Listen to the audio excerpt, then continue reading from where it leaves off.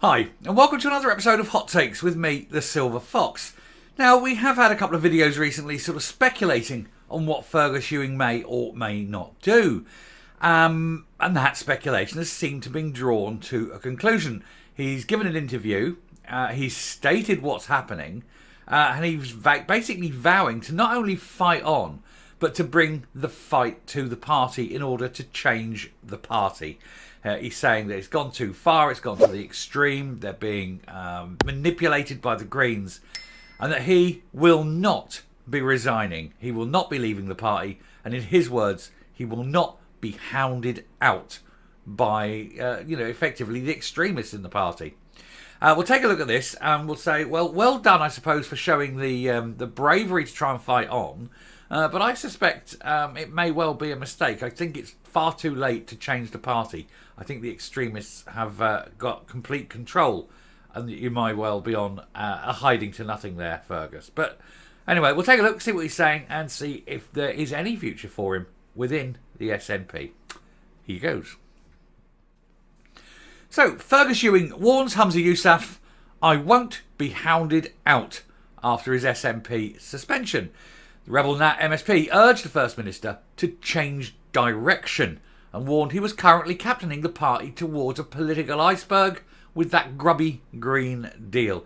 And I think he's absolutely right. Every policy that's failed, every policy that they've had has been a Green policy. And Fergus has objected to every single one of them on the grounds that they're completely moronic ideas. And anyone with half a brain cell can see in advance how bad it is. The ideas themselves are stupid and the implementation of them is even worse. And that's why you get failure after failure. And it reflects badly on all of them. And there's that. And there's also the fact that you've got a party led by the morons, the worst, the stupidest, the corrupt. You need to cleanse the stables somewhat. Anyway, renegade SNP MSP Fergus Ewing has warned Humza Yousaf he's going nowhere, despite his week-long suspension from the Holyrood group.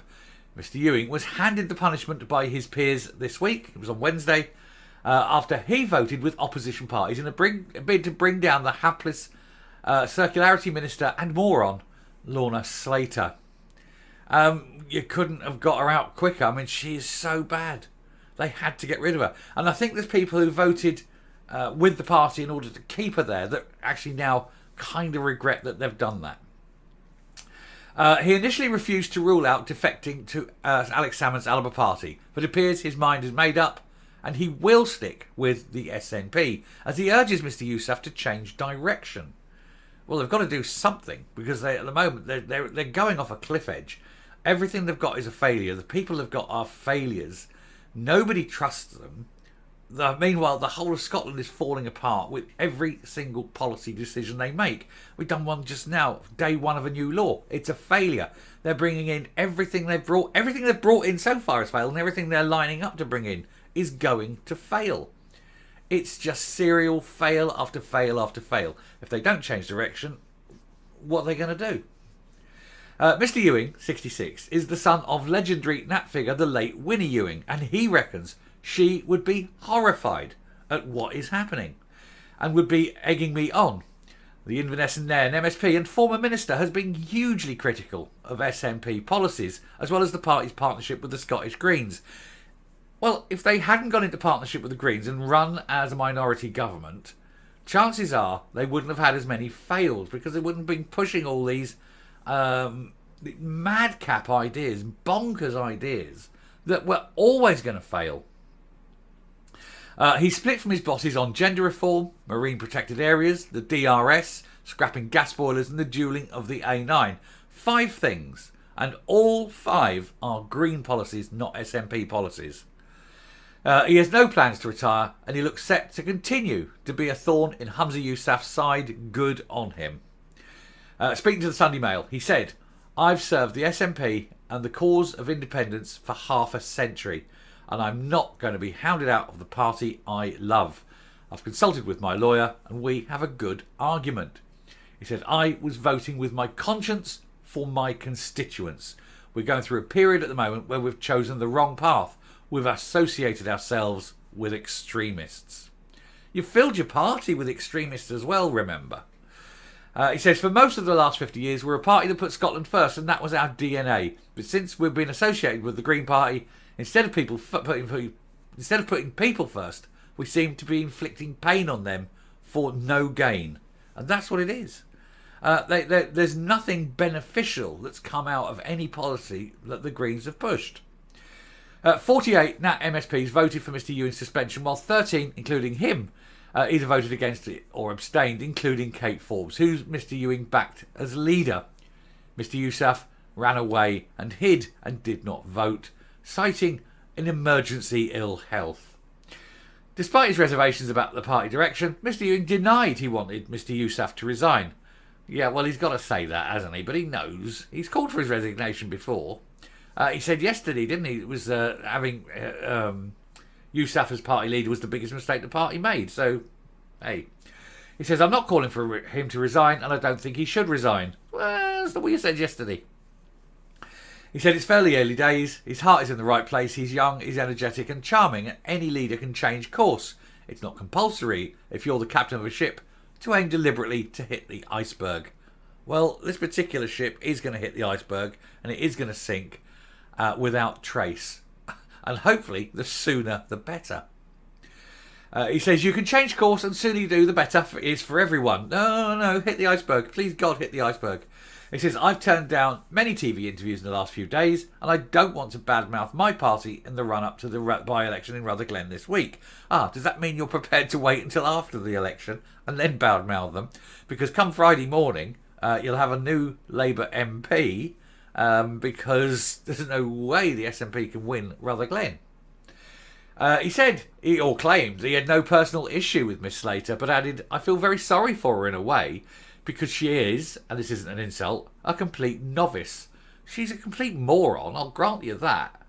Anyway, he said, I became minister after being a lawyer for 20 years and an MSP for 8 years, and I still had a lot to learn. She became an MSP and immediately made her a minister in charge of a project with a budget of over £2 billion. And unsurprisingly, she was completely overwhelmed. Give that woman, a shopping list, and she'd be completely overwhelmed. What should have happened, he said, is that John Swinney or someone like that should have been sent in to help her when it was clear things were going badly wrong and she was out of her depth and she didn't have a damn clue about what to do, how to do it, or, how to respond. And even now, you watch her and she has to read off notes all the time because she can't think on her feet. She can't respond on her feet. And anyone who asks a question, just befuddles her. And she stops and then looks like a rabbit in the headlight and then has to go and carry on with the speech and can't answer the question because she's just very, very room temperature IQ.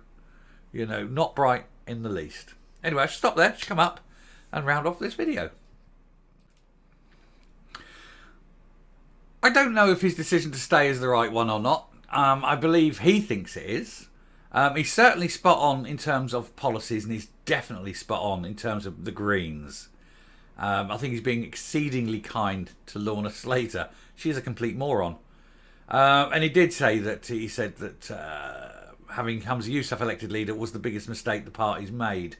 Letting him remain as leader is also going to be the second biggest mistake the party's made. But I think Hamza Yousaf's time as leader is coming to an end. And of course, if it is Kate Forbes who takes over, then I think he'll come back. I think he'll be back in as a minister.